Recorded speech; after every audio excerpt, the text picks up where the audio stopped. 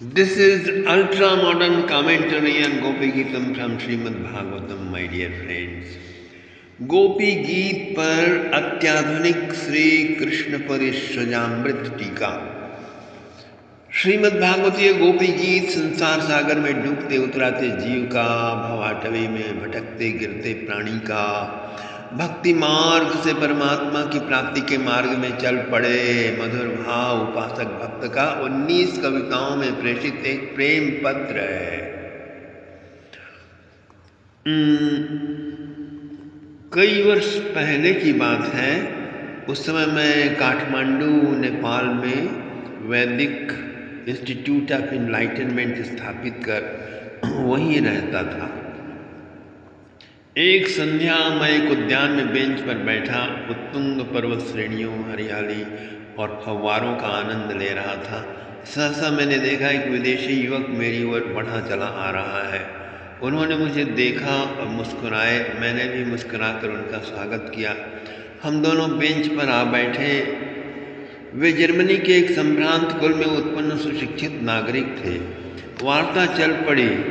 उनकी सुविधानुसार अंग्रेजी भाषा में उन्होंने बताया वे अपनी प्रेयसी के साथ अपने पैतृक घर में निवास करते थे।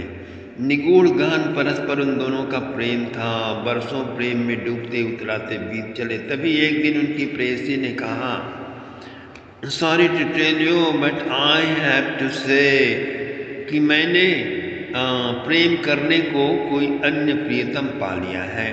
अब मैं उसके साथ रहूँगी, यहाँ नहीं रह सकती। और वह अपने सामान एकत्रित कर चली गई। इन्हें अपार दुख हुआ। वर्षों का प्रेम झूठा निकला। वे चुप बैठे रहे।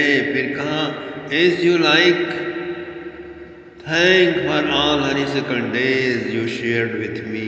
इतना ही कहा उन्होंने। और ऐसा कहते हुए सहसा इतने अधिक अंतर्मुख हो गए, स्वयं में डूब गए कि दिन बीते रात आई, दिन आया। इस तरह 3 दिन बीत गए कि वे उसी मुद्रा में बैठे ही रह गए। भूख प्यास नींद थकान सब नदारत वे शांत चैतन्य निमग्न बस बैठे ही रहे। 3 दिनों बाद वही प्रेयसी लौट कर आई और कहा कि मैंने तुम्हें छोड़कर बहुत भारी गलती की। अब मैं वापस आ गई हूँ, आपके साथ रहूँगी। हम दोनों पूर्ववत एज यू लाइक, युवक ने कहा। पर अब मैं वह नहीं रहा जो पहले था। पहले हम में मैं और तुम केवल दोनों ही सम्मिलित थे, पर अब मेरे हम में तुम सहित संपूर्ण अस्तित्व भी समाहित हो चुका है। तुम क्या कह रहे हो वह मैं नहीं समझ पा रही हूँ, पर शायद तुम मेरे वियोग में विक्षिप्त हो गए, इसीलिए अर्थहीन बातें कर रहे हो। वे दोनों साथ रहने लगे, पर पूर्ववत पैशन नहीं था, न पैशनेट क्लिंगिंग था, न अन्य द्वंद्व थे। सहसा एक दिन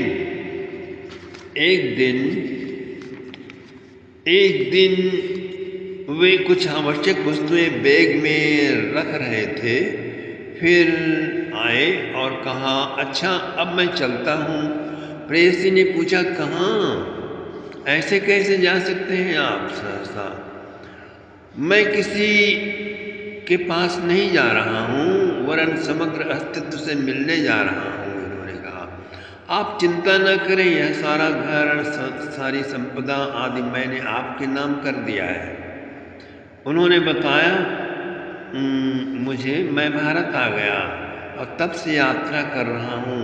आप मिले, मैं अनुग्रहित हुआ, ऐसा उन्होंने कहा।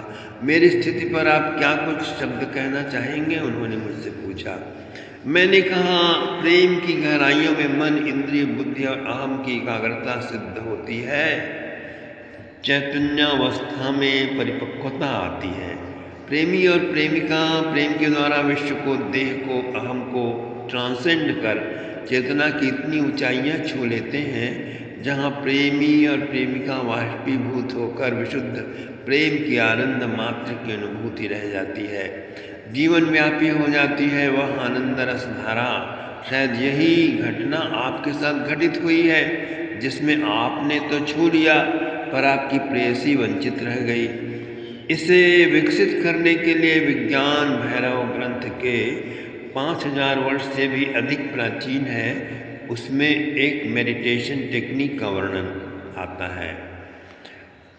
Love someone so deeply, so selflessly, so unconditionally that lover and beloved both submerge or evaporate away, and pure consciousness remains permeating all, encompassing all. यही है वह सूत्र। 20वीं शताब्दी के प्रारंभ में यूरोप में एक युवक एक युवती से बेइंतहा प्रेम करता था। सहसा वे बिछुड़ गए। लाख कोशिशों के बावजूद भी वे मिल न सके। प्रेम पीर के विस्फोट से हुई हृदय की विदीर्णता पर उसने एक कविता लिखी जो ग्लूमी संडे के नाम से प्रकाशित हुई। उस कविता में इतना दर्द, इतनी पीड़ा, इतनी बर्बादी अभिव्यक्त हुई थी कि उसे पढ़कर, उसे सुनकर विभिन्न स्थानों में रहने वाले 12 लोगों ने आत्महत्या कर ली। एक अन्य प्रेस ने भी प्रकाशित कर दिया और 3 दर्जन युवक युवतियों ने आत्महत्या कर डाली। जनता में शोर मचा, सरकार चौकन्नी हुई और ग्लूमी संडे कविता पर बैन लगा दिया गया। प्रेमियों की दुनिया में इसे पढ़ने की व्याकुलतापूर्ण उत्सुकता जागी और इसे स्मगल कर लिया गया अमेरिका में। अमेरिका वैसे ही दिल फेंक लोगों का देश है। दिल तोड़ू लोग, दिल टूटे लोग, प्रेम की व्याकुलता में घुट घुट कर जीने वालों की बहुतायत। जब उन्होंने ग्लूमी संडे सुना तो पूरा देश पगलाने लगा और अनेक शहरों से लगभग 150 लोगों ने आत्महत्या कर डाली। वहाँ सरकार बहुत जल्दी जागरूक हो जाती है। आनन फानन में उस कविता पर बैन तो लगाया ही, और भी बहुत सारे नियम, बहुत सारे रेस्ट्रिक्शन लगाकर स्थिति पर कंट्रोल पाया गया। अयोध्या के राजा रामचंद्र की तरह वेरी फनी 10-15 कानून बना मारे। राजा राम ने एक बार इंस्टेंट अरेस्ट ऑन लाफ्टर का कानून बनाया था। जो कोई हंसेगा, हंसोड़ होगा, कहा लगाएगा, अट्टहास करके रावण की तरह हंसता पाया जाएगा, वो तत्काल अरेस्ट वारंट पावेगा विदाउट बेल। कथा लंबी है, आप उसे रामायण में ही पढ़े, आनंद रामायण में पढ़े। यूएस गवर्नमेंट ने ग्लूमी संडे पर बैन तो लगाया ही। कोई भी मोरोस युवती या युवक वाटरफॉल की ओर, नदी की तीक्ष्ण धारा को, झील को घूरते पाया जाए, उस पर भी इंस्टेंट अरेस्ट का कानून ठोक दिया। जो भी पब्लिशर अब उदास रविवार यानी ग्लूमी संडे गीत को छापेगा, उसे भी अरेस्ट की घोषणा कर स्थिति की नाजुकता पर कंट्रोल किया गया। मेरे इस घटना चक्र को याद करने का प्रयोजन यह है, जैसे ग्लूमी संडे कविता ने सैकड़ों लोगों को जीवन से पलायन, लाइफ नेगेटिव वाइब्स पैदा कर असह्य दुख, अकेलापन, असहनीय, अकल्पनीय पीड़ा, तड़प लोगों की जिंदगी में भरा। उसी भांति उससे अधिक चुभने वाली, उससे अधिक चुभन भरी यह श्रीमद् भागवत का गोपी गीत है। पर यह आत्महत्या करने को नहीं उकसाता। यह जीवन की शाश्वतता को अक्षुण्ण बनाने की समायोजना प्रस्तुत करता है। मेरे प्यारे भाइयों, मैं एक दूसरी कथा से आपको कुछ समझाना चाहता हूँ। निकोलस रोरिक कैलिबर के, वान गॉग कैलिबर के, पिकासो जैसी योग्यता वाला एक कलाकार, चित्रों में जान फूंक देने वाले प्रसिद्ध कलाकार एक राजा के राज्य में पधारे। राजा ने स्वयं उनका राज दरबार में सम्मान करते हुए एक अपने लिए निजी चित्र बनाने की प्रार्थना की। चित्रकार ने सुविस्तृत स्टूडियो के साथ 3 महीने का समय मांगा, तत्क्षण दे दिया गया। वह रात दिन उसी में व्यस्त रहने लगा। राजा को चिंता हुई, क्योंकि वह भूख, प्यास, निद्रा, आलस, सोशल इंटरेक्शंस नितांत भूलकर दिन रात चित्र ही बनाते रहते थे। रात दिन, प्रातः सायं, अपना पराया सब भूलकर, पर्दा लगाकर वह सारे दिन और रात बस चित्र बनाते ही रहते। किसी के भी उधर जाने पर सख्त प्रतिबंध लगा रखा था। आज 90 दिन पूरे हुए और राज सम्मान के साथ सारी विशिष्ट प्रतिभाओं के समक्ष पर्दा हटाया गया। मानो दृष्टि का चौंध गई। चित्रों के अंबार लगे थे, एक से एक सब प्रकाश प्रकाशित। जनता जय जयकार कर रही थी। राजा बहुत उत्साहित थे।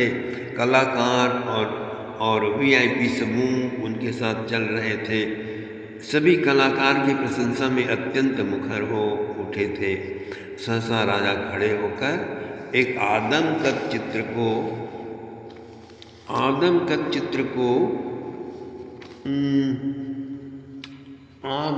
चित्र को स्तब्ध नेत्रों से अति उत्साहित होकर देख रहे थे। वह चित्र एक हरियाली से भरे, कमल फूलों से आवृत, सरोवरों से सुगंधित, कोयल, कोकिल, कलरवा, किरण, हंस, मयूरों के नृत्य से नृत्य करता सा प्रकंपित कूजित हो रहा था। उस वन प्रांत के बीचों बीच एक टेढ़ी मेढ़ी सी पगडंडी जा रही थी, अति निबिड़ सघनतम वन के अंतराल में।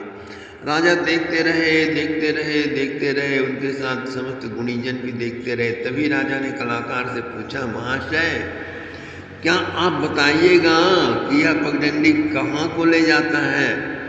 कलाकार ने मुस्कुराते हुए राजा से कहा, क्यों न स्वयं ही जाकर पता किया जाए? हाथ कंगन को आरसी क्या? अवश्य, राजा ने हंसते हुए कहा, अच्छी बात है, और हम तो ये चले। कहते हुए राजा हंसते मुस्कुराते चले गए। सभी खड़े देखते रहे। राजा तो चित्र में चित्रित वन की निबिड़ता में प्रवेश कर चुके हैं। सदा के लिए वे फिर लौट के कभी न आ सके। भौतिक जगत से वे तिरोहित हो गए। ठीक कुछ उसी भांत जैसे मीरा द्वारकाधीश में, चैतन्य श्री जगन्नाथ स्वामी में, पुरी के मंदिर में विलीन हो गए। तो कहाँ चले गए? कहाँ गए वे? गोपी गीत का गायन हमें सदा के लिए जगत से गायब तो नहीं करता, पर उस क्षितिज के उस पार वाली दुनिया की सैर कराकर फिर वापस ले आता है। प्रतिवर्ष एक ज्ञानी महात्मा ऋषिकेश से गांव में 1 महीने के लिए आ जाया करते थे। उन्होंने उनसे ब्रह्मात्मिकी की दीक्षा ली, साधना प्रारंभ की। 1 वर्ष एक भक्त संत वृंदावन से उसी गांव में पधारे, श्रीमद् भागवत की कथा कही, गोपी गीतम श्रवण कर सब श्री कृष्ण भक्ति के आनंद में डूबने उतराने लगे। जब ऋषिकेश वाले ज्ञानी महात्मा आए तो वे बड़े कुपित हुए। अगले वर्ष पुनः उसी समय आए जब वृंदावन के संत आए थे। ज्ञानी संत ने दूध का भरा हुआ मटका उनके पास भेजा, जिसका मतलब था, मैंने सर्वोत्कृष्ट ज्ञान से, ब्रह्मात्मक के ज्ञान से इनका जीवन परिपूर्ण कर दिया था। आपने यह नया बखेड़ा क्यों प्रारंभ कर दिया?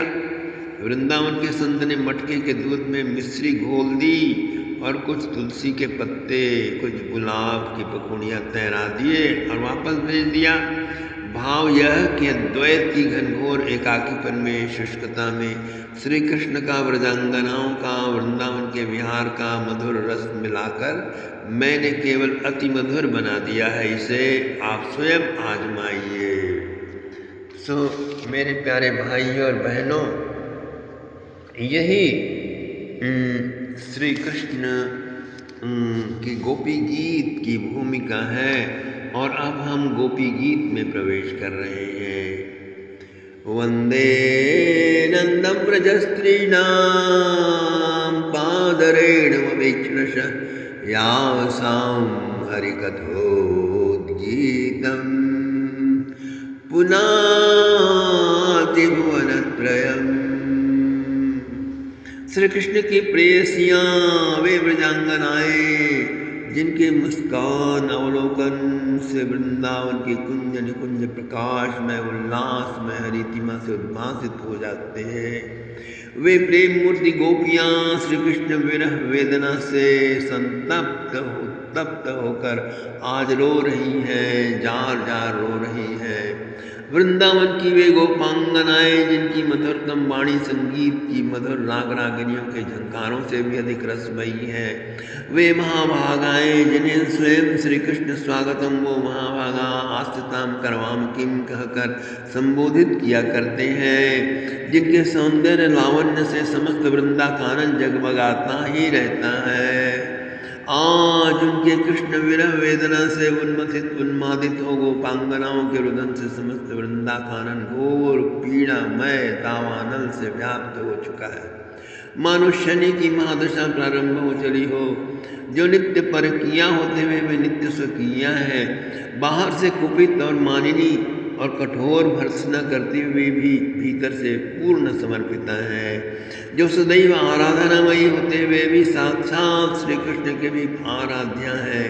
उन समस्त विरोधाभासों कंट्रडिक्शन इनकारनेट के अधिपतियों की भी इष्ट देवी आराध्या और महिमामयी है।